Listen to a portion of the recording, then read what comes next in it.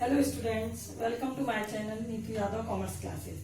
आज से हम बीकॉम सेकेंड ईयर के कॉस्ट अकाउंटिंग विषय पर अपने लेक्चर चालू करते हैं। मैं कोशिश करूंगी कि मेरा रेगुलर वीडियो कॉस्ट अकाउंटिंग पर मैं अपलोड करती रहूं ताकि आप लोग कॉस्ट अकाउंटिंग की जो पढ़ाई है इस कोरोना काल में घर बैठे आराम से कर सकें। तो बिल्कुल फर्स्ट चैप्टर है बीकॉम सेकेंड ईयर का कॉस्ट अकाउंटिंग। कॉस्ट अकाउंटिंग का मतलब होता है लागत लेखांकन। जैसे लागत या कॉस्ट, कॉस्ट का मीनिंग होता है किसी भी वस्तु को बनाने के लिए किया गया खर्च, उसके प्रोडक्शन पे जो भी एक्सपेंसेस किए जाते हैं उसको कॉस्ट कहा जाता है। कॉस्ट हमारे प्रोडक्शन की बहुत इंपॉर्टेंट फैक्टर होता है। किसी भी बिजनेस को यदि हमें ज्यादा प्रॉफिटेबल बनाना है, बहुत ज्यादा लाभ कमाना है, तो उसकी कॉस्ट को कंट्रोल करना बहुत जरूरी होता है। कॉस्ट कंट्रोल तभी हम कर सकते हैं जब हम कॉस्ट का सही रूप से लेखांकन कर सकें, उसकी अकाउंटिंग कर सकें। इसके पहले हमें जानना होगा कि cost, what is cost accounting या कॉस्ट अकाउंटिंग क्या है। तो आईसीएमए लंदन के अनुसार लागत ज्ञात करने की तकनीक एवं प्रक्रिया को लागत लेखांकन कहते हैं। इट मीन्स कॉस्ट कैलकुलेट करने की जो टेक्निक और प्रोसेस होती है वो कॉस्ट अकाउंटिंग कहलाती है। कॉस्ट तीन प्रकार की होती है। There are 3 types of cost. First is material cost, second labour cost and third expenses cost. सबसे पहले किसी भी चीज को बनाने में मटेरियल लगता है। मटेरियल के बाद हमें लेबर यूज करना पड़ता है, श्रमिक हमारा जो उस मटेरियल पे वर्क करके उसको प्रोड्यूस करता है, उसको बनाता है। थर्ड हमारे अदर एक्सपेंसेस जैसे लाइट का हो गया, कारखाने का किराया हो गया, ये सारे जो अदर एक्सपेंसेस हो गया, हमारा कम्युनिकेशन के ऊपर किया गया खर्चा, ट्रांसपोर्ट पे किया गया खर्चा, ये सारी चीजें जो होती हैं जो डायरेक्ट हमारे कॉस्ट में दिखती नहीं है, हमारे मटेरियल में दिखती तो नहीं है पर ये कॉस्ट को इफेक्टेड करती है। तो हमारी जो 3 टाइप्स की कॉस्ट है, labour cost, material cost and expenses cost, इन तीनों कॉस्ट को प्लस करके जो एडिशन होता है वो हमारा टोटल कॉस्ट का रूप लेता है। इस पर हम प्रॉफिट का परसेंटेज जोड़ते हैं, तब कहीं जाकर हमारी सेलिंग प्राइस डिसाइड होती है। तो लागत ज्ञात करने की जो टेक्निक है और जो प्रोसेस है उसको कॉस्ट अकाउंटिंग कहा जाता है। आज हम देखते हैं ऑब्जेक्ट्स ऑफ कॉस्ट अकाउंटिंग। ये कॉस्ट अकाउंटिंग हम करते क्यों हैं। सबसे फर्स्ट हमारा जो पॉइंट है, कॉस्ट अकाउंटिंग की जाती है लागत निर्धारण के लिए, मतलब कॉस्ट एक्सपेरिमेंट करने के लिए हमको कॉस्ट अकाउंटिंग करनी पड़ती है। कॉस्ट लगती है तभी प्रोडक्शन होता है। प्रोडक्शन के लिए जो भी हम एक्सपेंसेस करते हैं, चाहे वो मटेरियल पे करें, चाहे वो लेबर पे करें और चाहे अदर एक्सपेंसेस करें, तो किस मटेरियल के प्रोडक्शन पे हमको कितना एक्सपेंसेस करना है, किस लेवल तक हमारे एक्सपेंसेस जाने चाहिए ताकि हम एक स्टैंडर्ड सेलिंग प्राइस डिसाइड करके और प्रॉफिट भी कमा सके।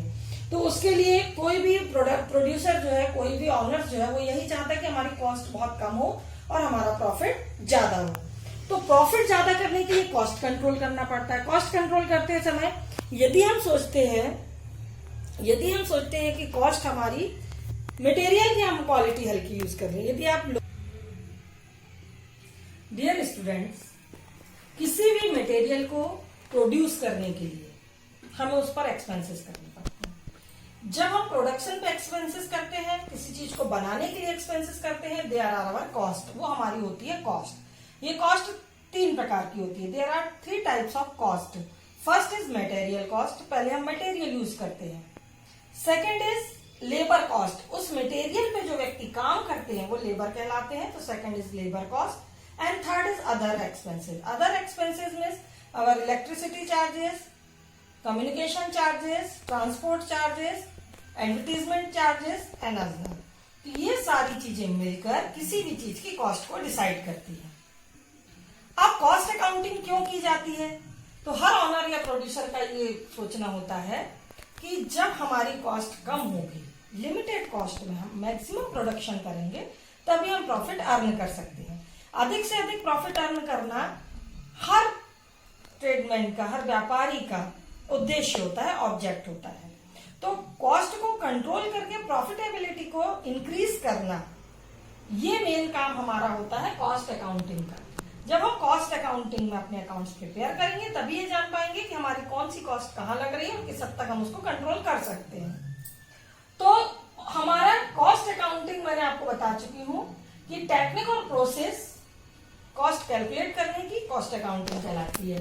और इसका जो ऑब्जेक्ट है, कॉस्ट अकाउंटिंग हम क्यों करते हैं, देयर आर फर्स्ट जो हमारा ऑब्जेक्ट है वो है लागत का निर्धारण करना। पहले तो हम अपनी लागतों का निर्धारण करेंगे कि किसी भी चीज को बनाने के लिए हमको कितना कॉस्ट लगने वाली, हमारा मटेरियल कितना यूज होगा, हमारा लेबर कितना यूज होगा। लेबर यदि यूज हो रहा है तो हम किस स्टैंडर्ड का लेबर यूज करेंगे, कितनी उसकी कॉस्ट हम डिसाइड कर सकते हैं, या हम कितनी कॉस्ट उसको पे करने के लिए कैपेबल है।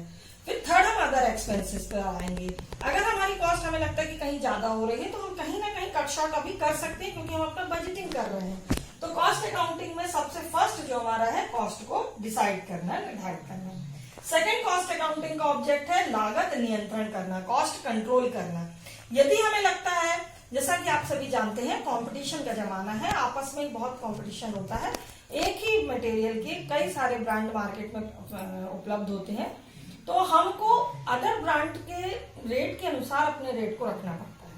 यदि हमारी कॉस्ट कहीं से ज्यादा हो रही है, हमें लग रहा है कि हमारा जो मटेरियल है उसकी कॉस्ट और प्रॉफिट जोड़ के जो सेलिंग हम डिसाइड कर रहे हैं वो दूसरे ब्रांड से ज्यादा या कम है, हमें आपस में भी देखना पड़ता है, कंपटीशन के लिए कैलकुलेट करना पड़ता है।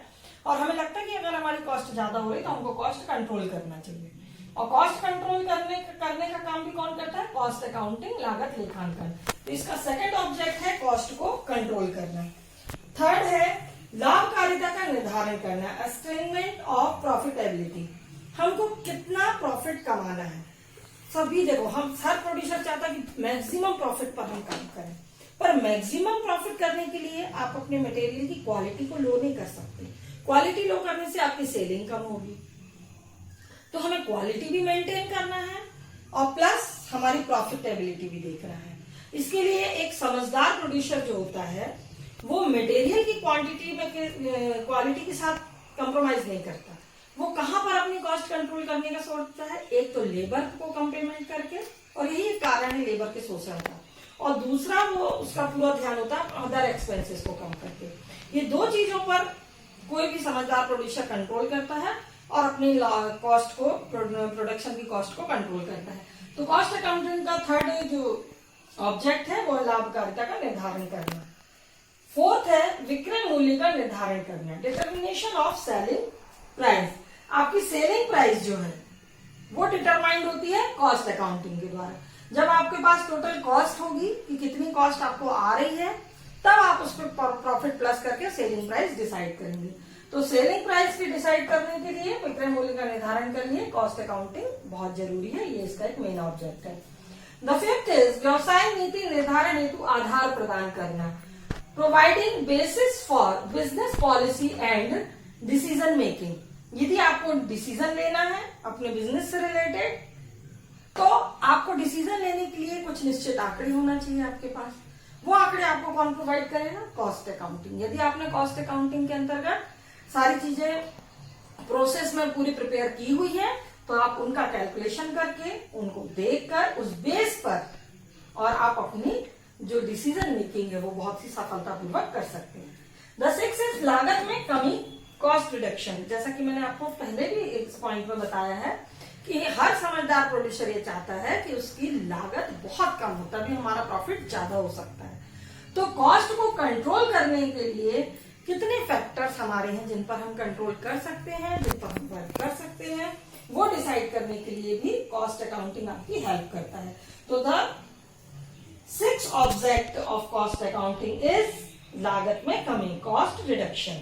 कॉस्ट रिडक्शन, अगर आपने कॉस्ट अकाउंटिंग के अंतर्गत अपने अकाउंट्स को प्रिपेयर किया हुआ है, आपके सारे आंकड़े परफेक्ट है, तो आप बहुत ही आसानी से अपनी कॉस्ट को रिड्यूस कर सकते हैं। The seventh object of cost accounting is वैधानिक दायित्व की पूर्ति करना। जो लीगल रिक्वायरमेंट है, आपको अपने अकाउंट्स दिखाने पड़ते हैं, ऑडिट कराने पड़ते हैं, टैक्स डिसाइड करना पड़ता है, इन सब के लिए भी कॉस्ट अकाउंटिंग जो है वो बहुत हेल्पफुल है। यदि आप कॉस्ट अकाउंटिंग के अंतर्गत बहुत अच्छे से अपने खातों को तैयार करते हैं, तो कॉस्ट अकाउंटिंग आपको आपकी लीगल रिक्वायरमेंट को भी पूरा करती है। तो students, BCom second year cost accounting subject इस चैप्टर से चालू होता है। यहां हम देखते हैं कि व्हाट इज कॉस्ट, जो मैंने आपको बताया कि किसी भी मटेरियल को प्रोड्यूस करने के लिए, बनाने के लिए, रॉ मटेरियल को फिनिश गुड्स में कन्वर्ट करने की जो प्रोसेस है, प्रोडक्शन की हमारी जो प्रोसेस है, इसमें जो भी एक्सपेंसेस आते हैं तो वह कॉस्ट कहलाती है। अब ये कॉस्ट कितने प्रकार की होती है? There are 3 types of cost. First is material cost, जो मेन फैक्टर है हमारा कॉस्ट अकाउंटिंग के लिए। सेकंड इज लेबर कॉस्टिंग, जो मटेरियल पर वर्क करते हैं। And the third is other expenses, expense costing. ये तीनों मिलकर हमारी कॉस्ट को बनाते हैं। फिर मैंने आपको बताया कॉस्ट अकाउंटिंग क्यों की जाती है। तो कॉस्ट अकाउंटिंग जो है वो टोटल कॉस्ट कैलकुलेट करने की प्रोसेस है या टेक्निक है। शॉर्ट में मैं आपको बताई।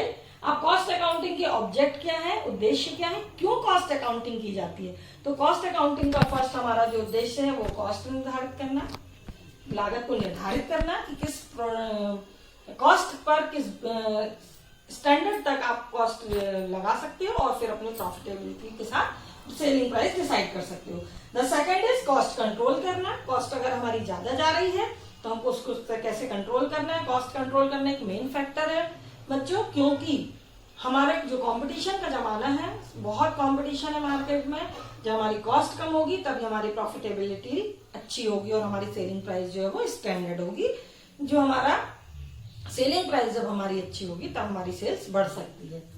फोर्थ इज लाभकारिता का निर्धारण करना, यानी हमारी प्रॉफिटेबिलिटी हमको यदि बढ़ाना है या सेट करना है तो वहां पर कॉस्ट अकाउंटिंग हमारे लिए हेल्पफुल है सेलिंग प्राइस को डिसाइड करने के लिए।